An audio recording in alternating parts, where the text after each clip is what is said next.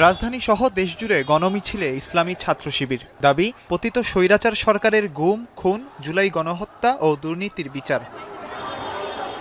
রাজধানীর বাইতুল মোকাররমের উত্তর গেটে সমাবেশ শেষে গণমিছিল শুরু করে সংগঠনটি। পরে গণমিছিল শহরের বিভিন্ন সড়ক প্রদক্ষিণ করে শেষ হয় শাহবাগে। সমাবেশে শিবিরের কেন্দ্রীয় সেক্রেটারি জেনারেল বলেন, রাজনৈতিক নেতাদের সুবুদ্ধি না হলে আরেকটি অভ্যুত্থানের পরিস্থিতি তৈরি হবে।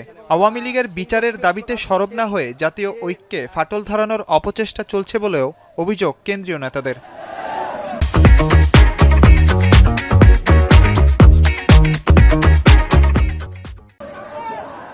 অনতি বিলম্বে এই ফ্যাসিবাদের বিচার এই বাংলার মাটিতে কার্যকর করেই পরবর্তী কোন নির্বাচনের দিকে সরকারকে যেতে হবে।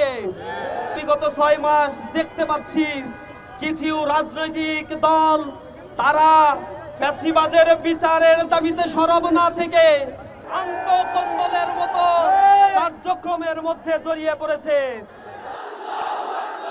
শুক্রবার জুমার নামাজের পর চট্টগ্রাম নগরীর আন্দরকিল্লা শাহী জামে মসজিদ প্রাঙ্গণ থেকে গণমিছিল শুরু করে ইসলামী ছাত্র শিবির। মিছিল শেষে অংশগ্রহণকারীরা ফ্যাসিস্ট আওয়ামী সরকারের রাষ্ট্রবিরোধী কর্মকাণ্ড এবং জুলাই গণহত্যার সাথে জড়িতদের বিচারের দাবি জানান।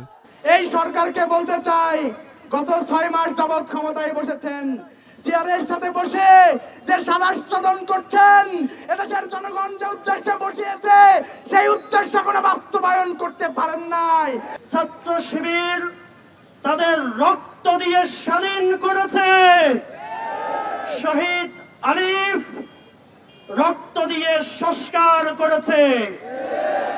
আগামীতে ছাত্র শিবির রক্ত দিবে, তারপরও ছাত্রলীগকে চট্টগ্রামে স্থান দিবে না।